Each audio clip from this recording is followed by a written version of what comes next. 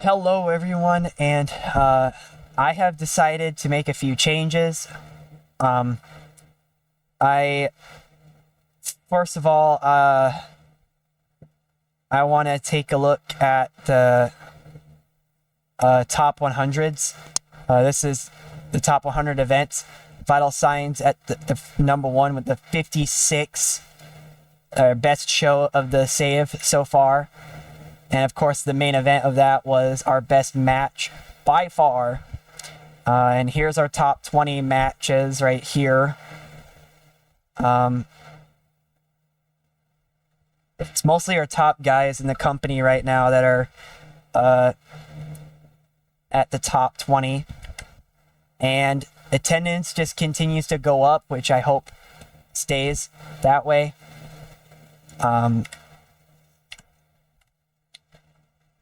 Pay-per-view buy rate, Vital Signs got like 362. Livewire didn't actually have any.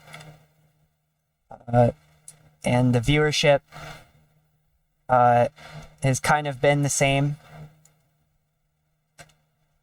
It's been pretty much just kind of there. Hopefully that will change though as time passes. I'm wondering if I made a mistake in throwing out a broadcast deal already. I have a feeling I already made a mistake.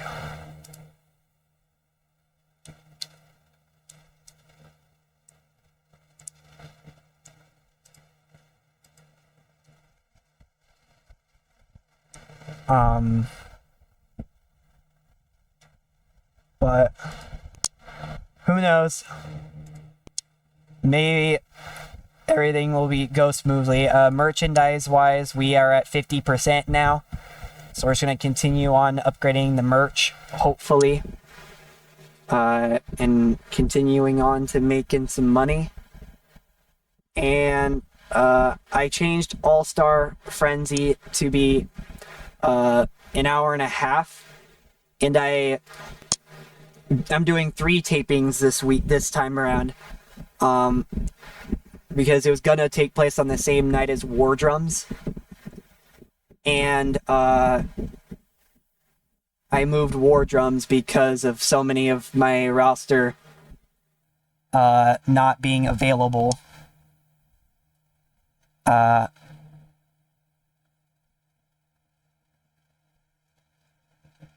Also, Phenomenal E got loaned out to SciShow, which was interesting to see.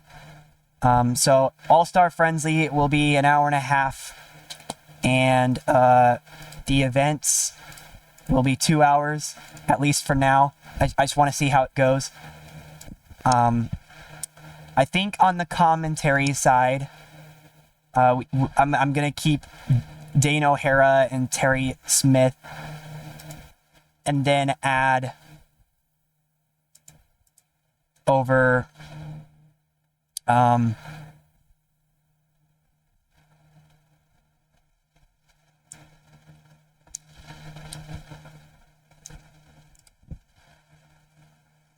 Dr. Funkenstein.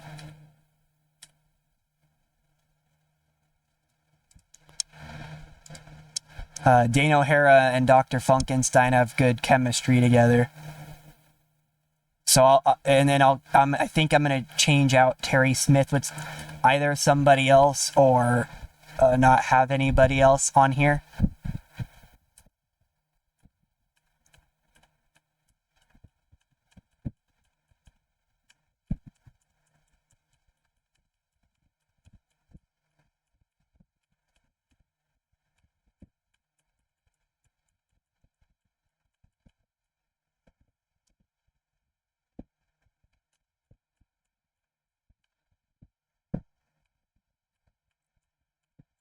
Looks like I'll be throwing in Sarah Taylor for that side as well. Just to kind of change things up a little bit. That'll be the commentary side of things. We're not losing as much money now. I think that's because I downgraded the production. I think that helped out a lot. And I still wonder if doing a broadcasting deal was the right call, like right at this moment. I'm still losing a lot of money. But hopefully as we gain popularity, I'm hoping that will change. Also, I really don't care that everybody's seeing the people that I signed. I was just mostly trying to surprise you guys from the last episode because I had some plans there. And I'll show you El Inferno Horde. These are the current members of El Inferno Horde that made their debut at the last show. And then the truly best right here are these three people. And they are considered a hugely important part of ASP at the moment. Originally, I was planning on getting rid of them, but they've turned into kind of a big deal that I have some plans for these three, actually. I don't think I'll be using Ellie Mae Walton as a wrestler very much longer. I'll probably just have her be at ringside with Mercutio Sleep and Texas Hangman for most of the matches. I might turn her into an occasional wrestler. I really don't want to have managers. Becca Barton's a manager without any clients. I don't want managers. You can hang out at ringside, but I don't want managers. At least not yet. And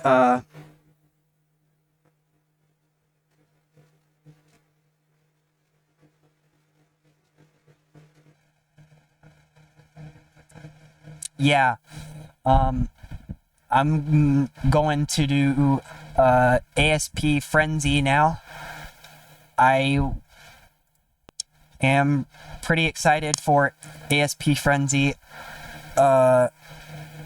All-Star Frenzy is looking like it'll be a good it should be some good shows.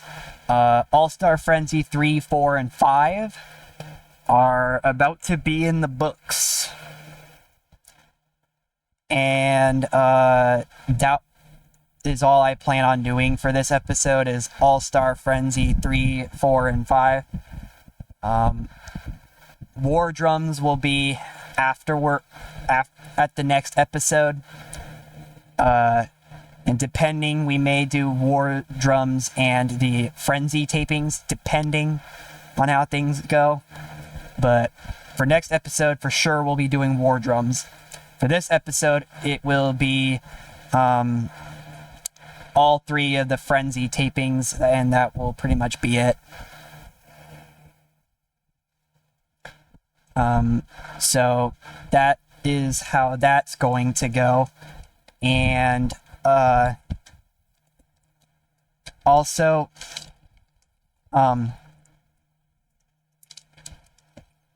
I think I'm shaping up to have a pretty good roster. Phenomenal E has left SciShow. Was he at the Grand Prix? Holy moly. Phenomenal E defeats Torch Nakazawa to win the A1 Grand Prix.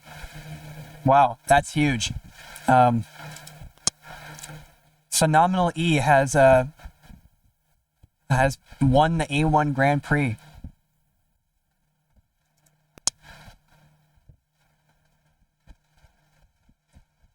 And they had a sellout of 300 in attendance. Hey, they're doing better than we are, but that'll change, hopefully. But yeah, that's awesome to see for Phenomenal E. He was in the top headline as well.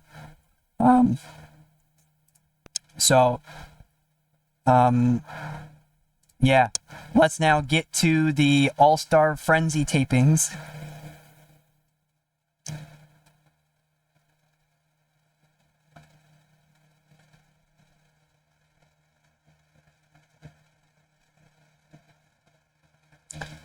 And, yeah.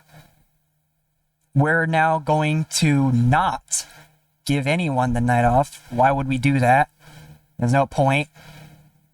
And we will be... we'll be at Cedar Rapids this time around.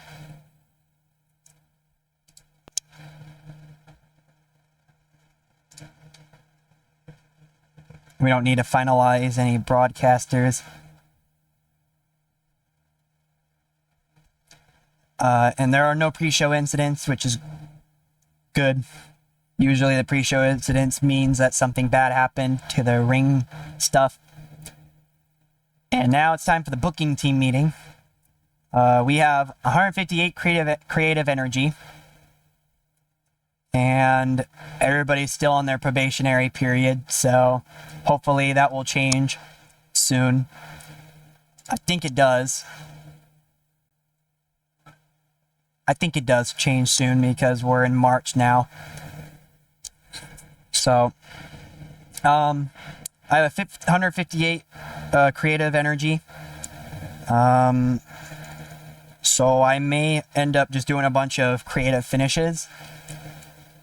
I think that's what I'm going to do. I think I'm going to do creative finishes. A safe bet on Rock and Ryan Turner. Okie dokie. A bit of a gamble, so I'm going to discard that. And a bit of a gamble on Texas Hangman.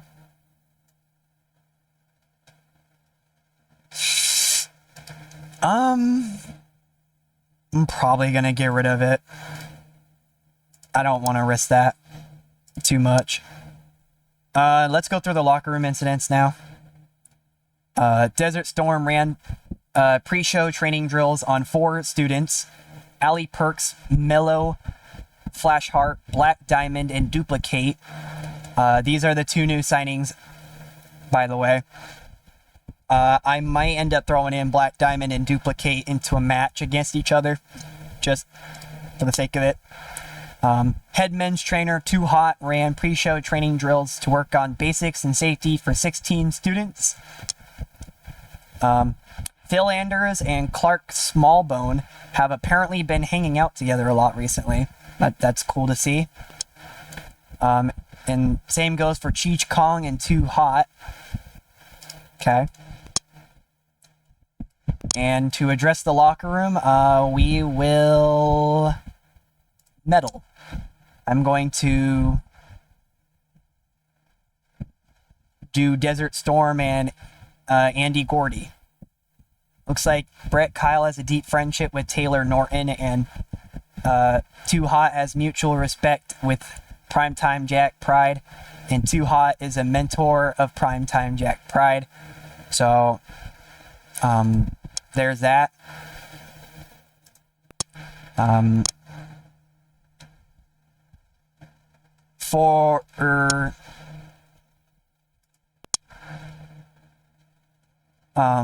Now I am going to book the show.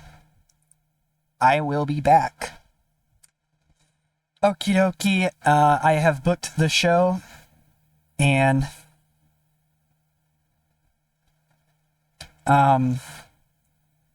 now let's get started.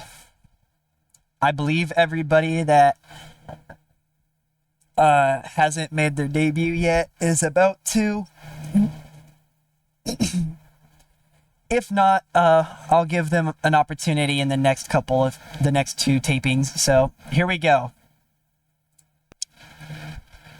For the first show that we're doing for this episode, Frenzy 3, taking place at Cedar Rapids. There first was two debuts taking place between Black Diamond and Duplicate. This was the opening contest, and about that had decent wrestling but little heat. Black Diamond defeated Duplicate in 7 minutes and 55 by pinfall with a belly-to-belly suplex. So Black Diamond got the win in the debut, with Duplicate having a slightly higher in-ring performance. Black Diamond's was 29 and Duplicate's was 31. Both of their gimmicks was rated great. The commentators did a great job there, and Black Diamond has a strong connection with the young female demographic who really liked her winning. The match got the crowd hotter, and it got the show off to a strong start. All great things that I love to see.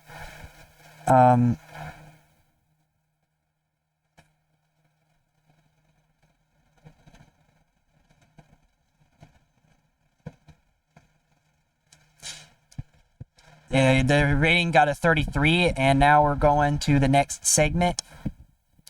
I went down over to the backstage area, and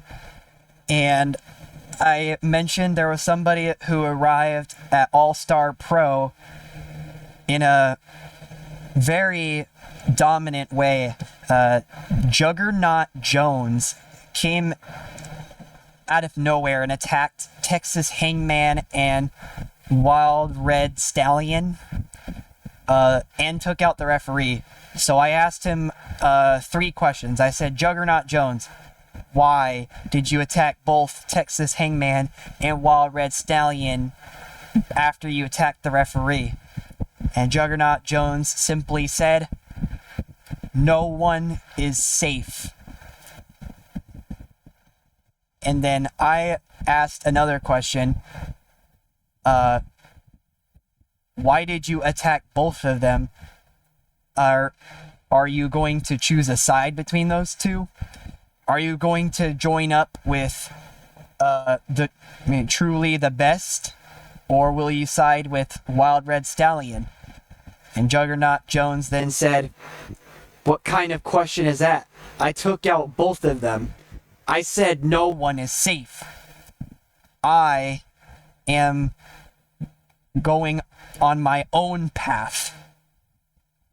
And then my final question to Juggernaut Jones was, what mark are you trying to make here at All-Star Pro? And Juggernaut Jones replies, I will become a name that everyone will recognize. Juggernaut Jones clearly enjoyed having the freedom to go off script, and I benefited from being Flavor of the Month and having a grand swell of public support. This is the first interview we've done, actual interview, so that's pretty cool. I don't really have an actual interviewer, so I just used myself as the interviewer.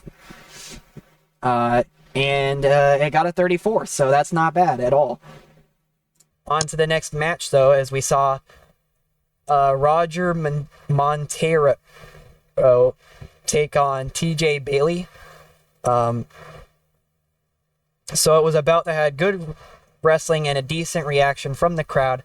Roger Montero defeated TJ Bailey in 17 minutes and 43 by pinfall with an eagle chop after a distraction from Primetime Jack Pride. So basically, TJ Bailey was getting ready to hit his finisher, and then Primetime Jack Pride, he's at ringside, and is trying to talk TJ Bailey, and then Roger Montero escapes and then hits the eagle chop on TJ Bailey to get the win. So they seem to be on the same page once again. They were having an argument last time around, but they seemed to be on the same page and working together. They were high-fiving and stuff too. What does this mean for Roger Montero and primetime Jack Pride? Who knows? The match got a 38 though, so that's pretty good. And then we saw Xander West take on Original Sinner. Xander West is a new signing. He's another one of the young lions we signed.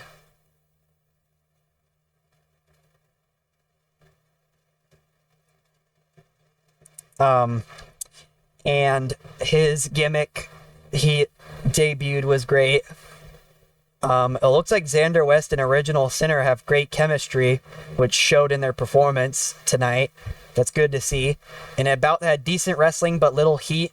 Original Sinner defeated Xander West in his debut in 8 minutes and 7 by pinfall with a choke slam. This was just kind of to build up Original Sinner still, since he lost to Desert Storm. I was originally going to have Original Sinner get the victory, but Desert Storm was not happy about that. So I changed it up and gave Original Sinner the loss. I had him to... I kept him strong and protected him still. And now I'm just trying to build him up once again. Kind of. I'm not really sure what I want to do with Original Sinner right now. But yeah, it looks like the match was good.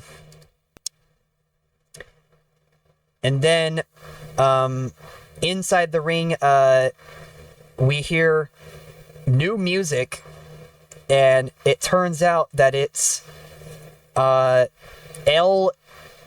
Inferno, El Infernal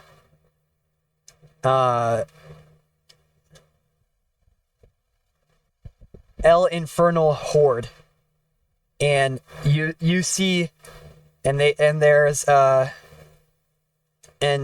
Purple Viper and Queen Amazon, who made their debuts at the last show at Vital Signs. They come down and they say, first Queen Amazon starts talking and says, Cedar Rapids, did you see what happened last time around? We set Alyssa on fire. And the crowd starts booing. And then Purple Viper grabs a microphone and says, this was one of the few sacrifices we had to make. This was a sacrifice. This was not hatred. We have tons of respect for her, actually. But sacrifices need to be made to continue the prophecy. And nothing else was said. And they left, basically.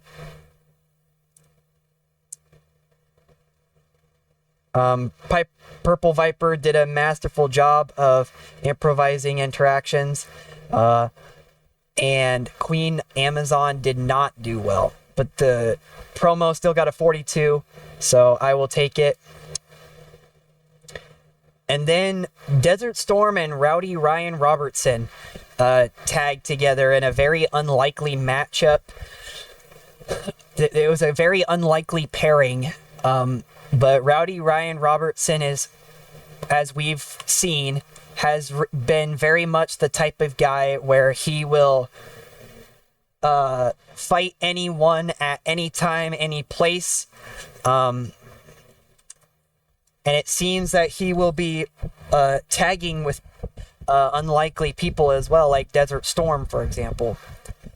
So in a bout that had good wrestling and a decent reaction from the crowd, Rowdy, Ryan Robertson, and Desert Storm defeated Pepper Pelton and Taylor Norton in 9 minutes and 22 when Desert Storm pinned Taylor Norton illegally using the ropes for leverage.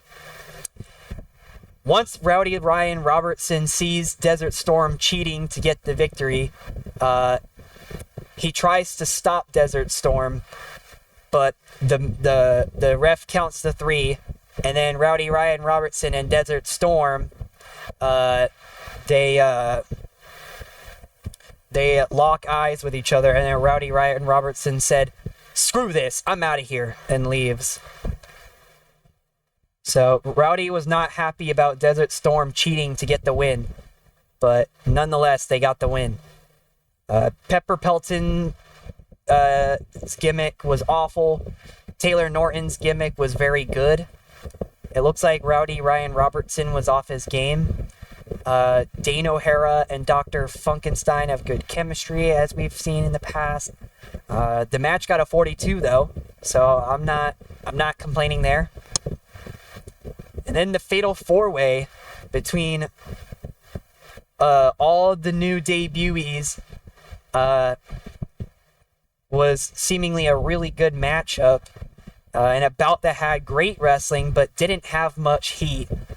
Perry Longstaff defeated Brett Kyle, Izzy Quick, and Ashley Grover in 15 minutes and 5 when Perry Longstaff pinned Brett Kyle with a missile drop kick. And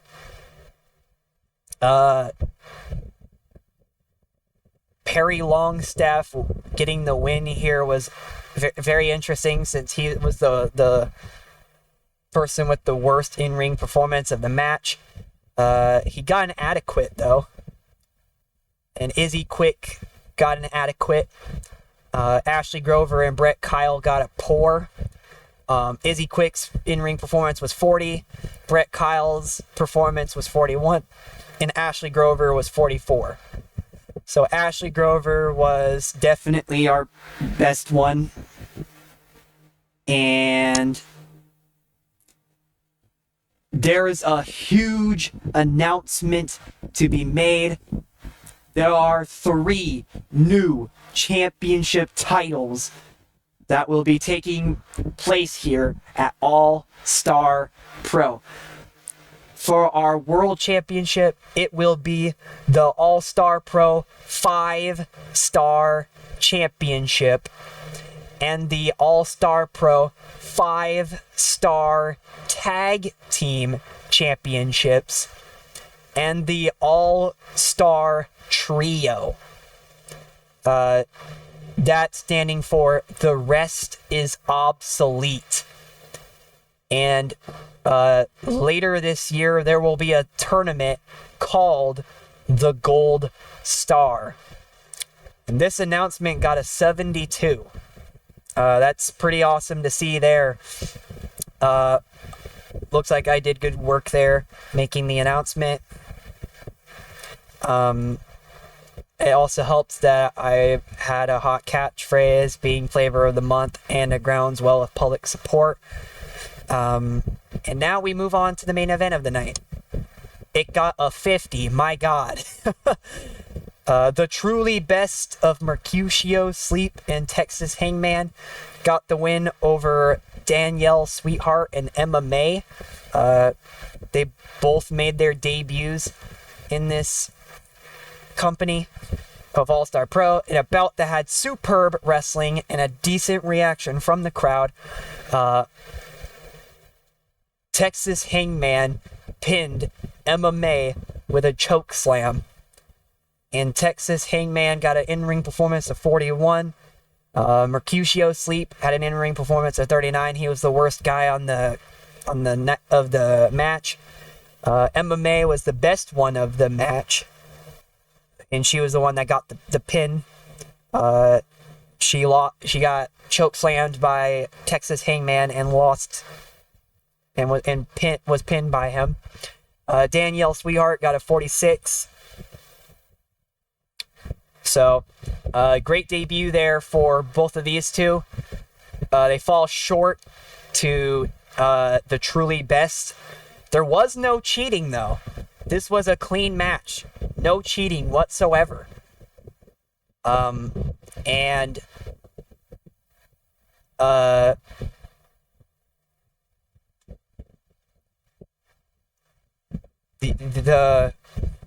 it was just Mercutio Sleep and Texas Hangman. There was nobody at ringside. Very interesting. The show got a 50 and increased our popularity in 10 regions. And the show benefited from having a wide selection of angles. So that's good to see there. And let's take a look at the locker room incidents. There was none. And we're moving on to the next show. Okay, and we are back. And it is now time for All-Star Pro Frenzy 4. I have decided I will do a pre-show bout. We'll do a 5v5 pre-show bout. Just to kind of give the people, kind of give the people a match.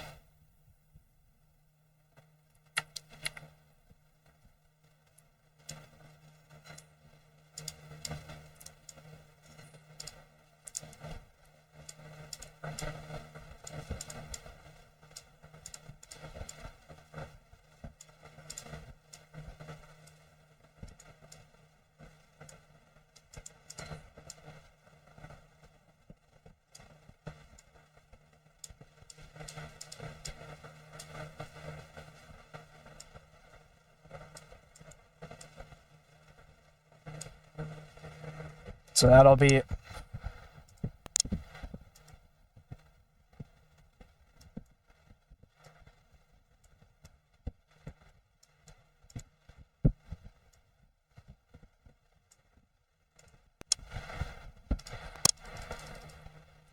our pre-show bout.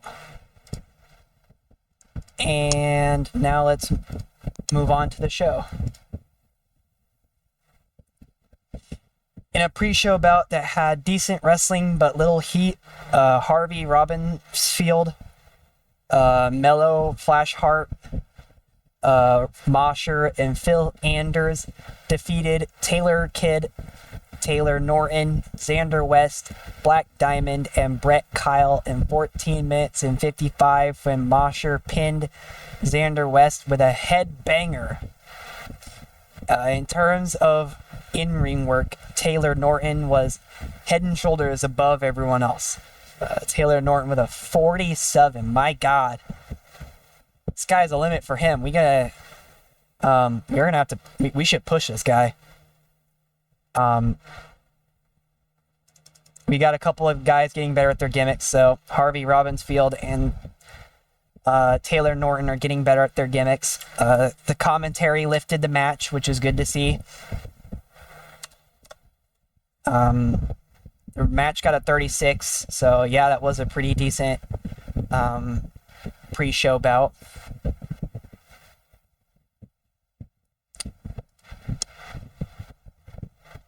And to start the show, we see Rockin' Ryan Turner backstage talking about how All-Star Pro is announced the 5-star championship and that the Gold Star tournament is taking place and that he plans to participate in the Gold Star tournament and that he plans on becoming the first ever All-Star Pro 5-star champion. And if nobody wants to rock with that, then meet me in the squared circle.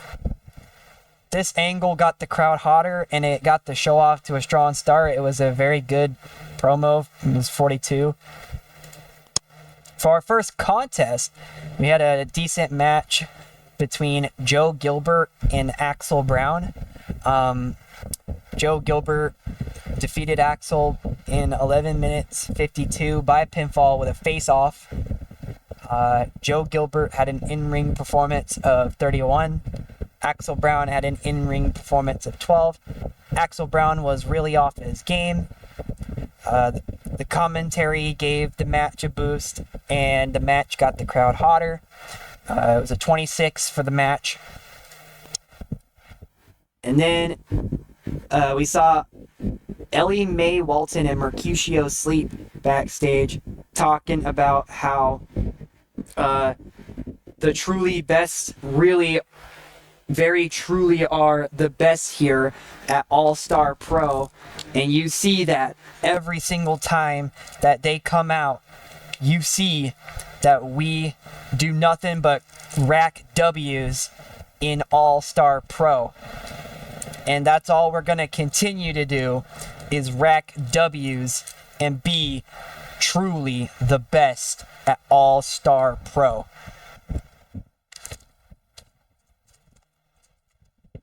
Looks like Ellie Mae Walton was having trouble improvising, and Mercutio Sleep enjoyed going off script, and the commentary was great. Once again, we got a 29 for the match rate. For the promo rating.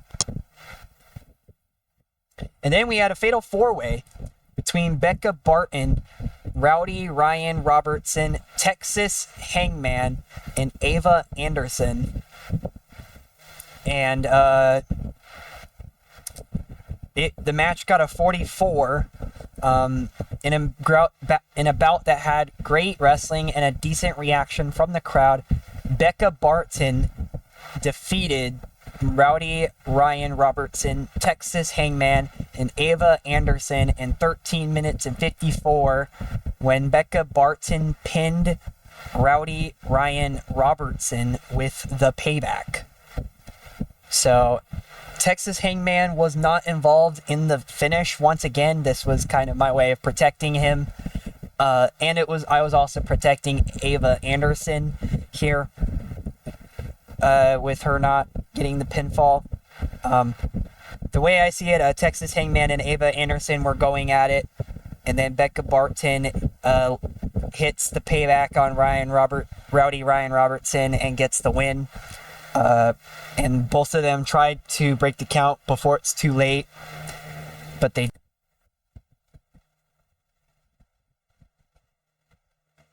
I just realized I was not recording.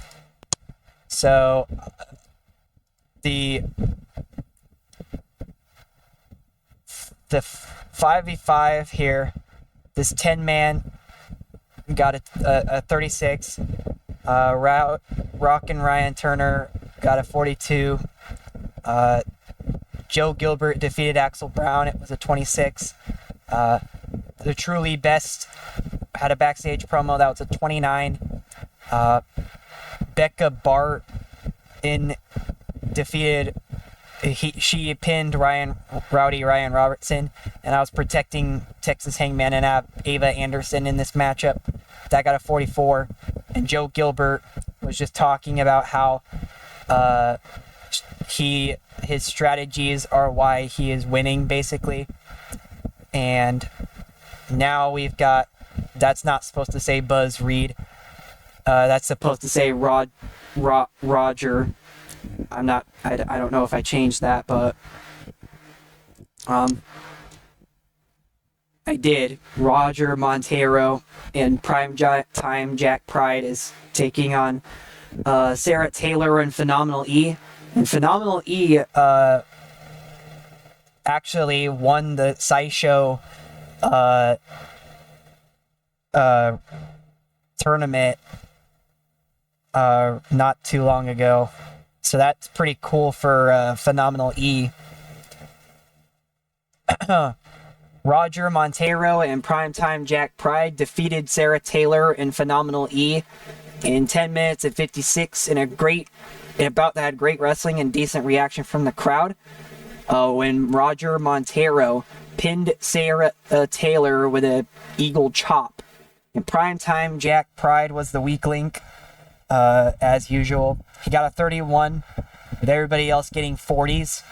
Phenomenal E was the best out of everyone with a 49.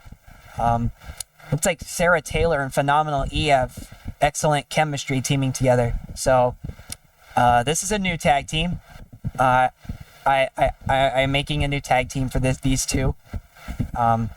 These two could be contenders for the 5-star tag team titles. Who knows? And these two have been tagging together a lot lately too. So if they can actually put their differences aside, they may do a great job.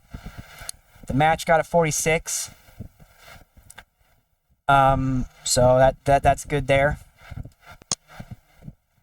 And then we had Stan Mana. He was talking about how the 5-star championship was announced, and that things are going to be different once I become the inaugural 5-star champion. And to everybody else out there, watch out, because my time is now. And Stan enjoyed having the freedom to go off script. He got a 55. It was a great backstage promo.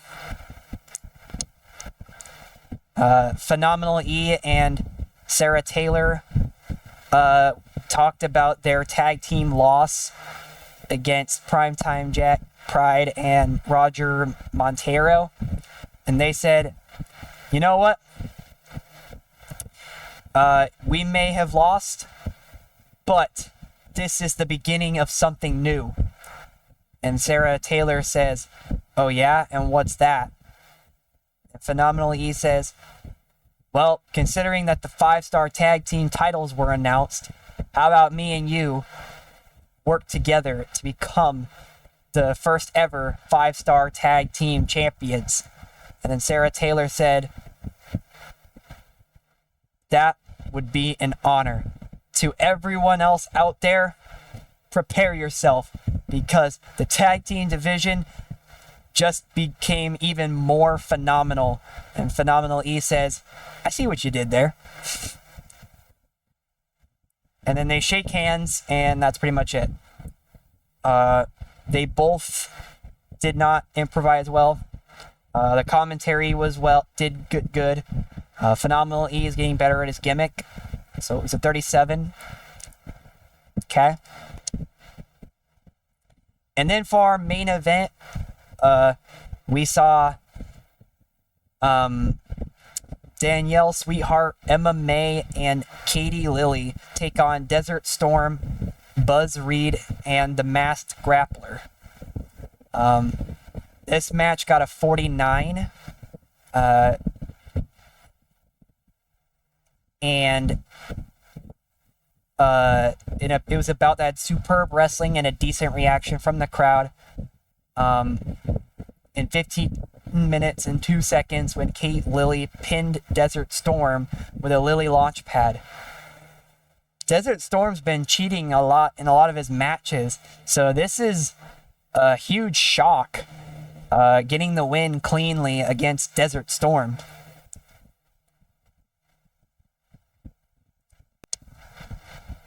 And the show got a 48. So we increased our popularity in 10 regions. And there were no locker room incidents. And I will be booking this final show as well. And hopefully you guys will actually get to see the full show this time around. So I'll be sure that I actually resume the recording when I do so. Okay, and we are back now. And this is All-Star Frenzy 5 and the final show of the night. So let's get this started. An bout that had good wrestling and a decent reaction from the crowd. We saw Too Hot take on Queen Amazon. And this was simply to just build up El Inferno Horde.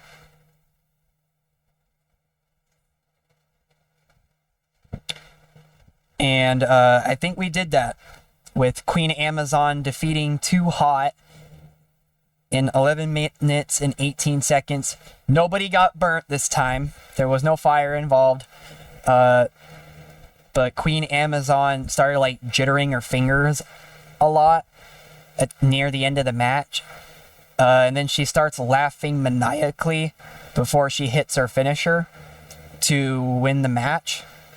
So that's creepy, but Queen Amazon got an in-ring performance of 39. Too Hot had an in-ring performance of 33. Commentary did well, and it got the show off to a strong start, which is great to see. And then we saw, of course, the truly best. Here they both were talking once again how they are the truly best, and that All-Star Pro better be ready because we will become the first ever people to hold trio. So it looks like Texas Hangman will be joining sides once again with Ellie Mae Walton and Mercutio Sleep. This time for the trio belts. And Ellie Mae Walton improvised poorly. Mercutio Sleep, there was nothing said about him. The angle got the crowd hotter though. And then we saw Joe Gilbert take on Ashley Grover. An bout that had good wrestling and a decent reaction from the crowd. Joe Gilbert defeated Ashley Grover in 9 minutes and 7 by pinfall with a face-off. So it looks like Joe Gilbert's strategizing is working because he keeps winning. And Ashley Grover had an in-ring performance of 41. While Joe Gilbert had an in-ring performance of 32. This match got a 41, which is not bad at all. That's pretty good, actually. And then we saw the Masked Grappler take on Flying Patriot. It was a battle between two masked men. It was good. It had good wrestling and a decent reaction from the crowd. The Masked Grappler defeated Flying Patriot in 15 minutes and 12 by pinfall with a pile driver. The match got a 43, and the Masked Grappler had an in-ring performance of 52. Flying Patriot had an in-ring performance of 21. So, there's that. The match got a 43. Which is great to see. The Masked Grappler is definitely one of our best guys right now. It's great to see. And then we saw Stan Mana take on Desert Storm. And this was a bout that had great wrestling and a decent reaction from the crowd. Stan Mana defeated Desert Storm in 11 minutes 11 by pinfall with a rockin' roller. Stan Mana was one above Desert Storm with 38-37. The match got a 40, so that was great to see there. Desert Storm's starting to fall down a little bit. He was winning a bunch of matches. Maybe this has to do with the fact that he's not really cheating. Maybe Desert Storm is the one that was committing sins instead of the original sinner. Who knows, but we'll have to wait and see. Also, it looks like we got 81 people in attendance for Frenzy, which is kind of cool. And then the Truly Best took on Rowdy Ryan Robertson and Roger Montero. It was a bout that had great wrestling and a decent reaction from the crowd. The Truly Best defeated Rowdy Ryan Robertson and Roger Montero in 14 minutes and 32 when Ellie Mae Walton submitted Rowdy Ryan Robertson. It is good to note that Texas Hangman also was at ringside. I forgot to add that in the notes. Texas Hangman was at ringside, and he stopped Roger Montero from breaking the count. He took out Roger Montero before he could break the count to get the win for the Truly Best. And then the Masked Grappler was backstage and said the All-Star Pro 5-star title was announced, and I know that there's going to be plenty of people that want the 5-star championship. I know there's plenty of people that are going to want to participate for the Gold Star tournament. I am here to announce that I will be at both of those, and that All-Star Pro not only are stars in the making, I'm already a star and am going to prove that by winning the 5-star title and by winning the Gold Star at the same time. So he enjoyed having the freedom to go off script. He got a 47. Great work there from the Masked Grappler. He's definitely one of our best guys right now.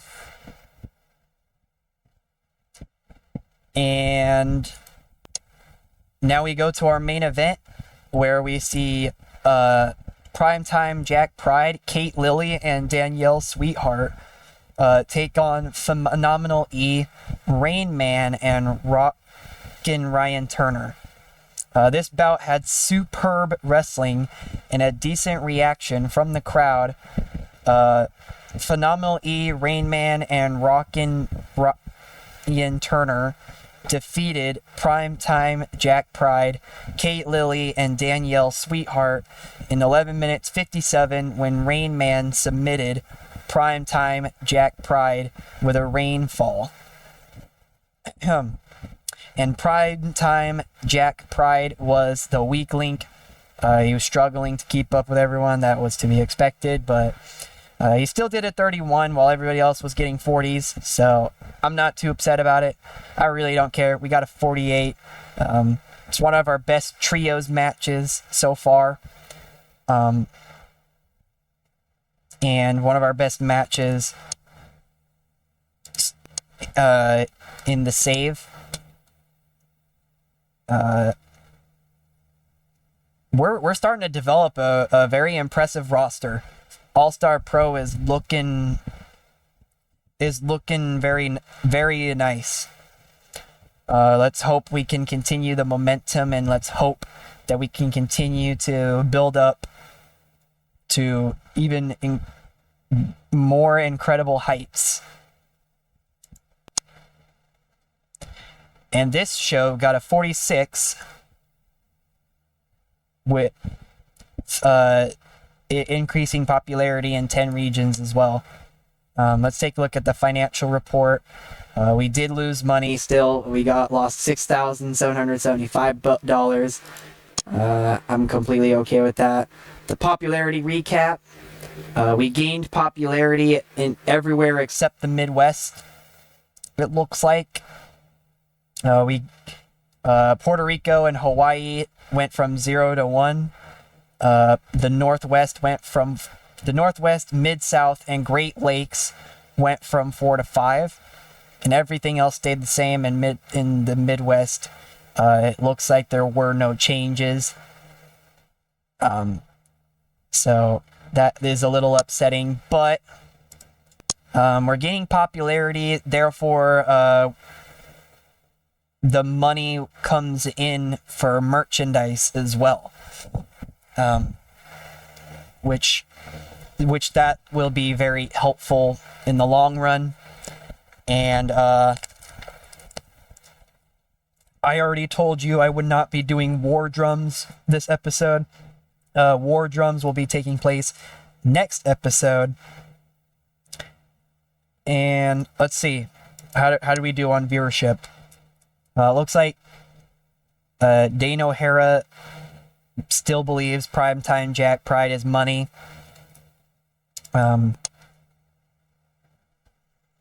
And All-Star Frenzy 3 was shown last night and got 2,156 viewers.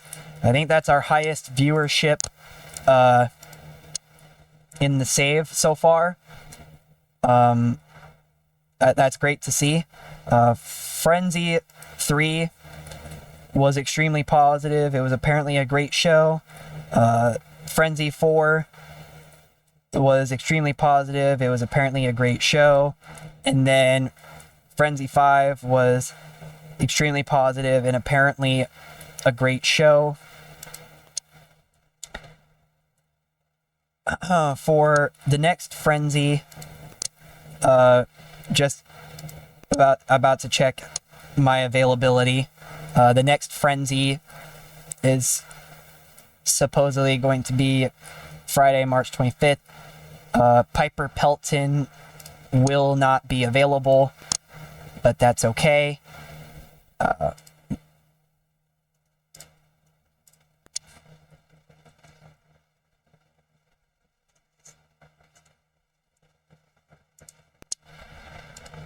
And thank you guys for watching, and I'll catch you on the flip side.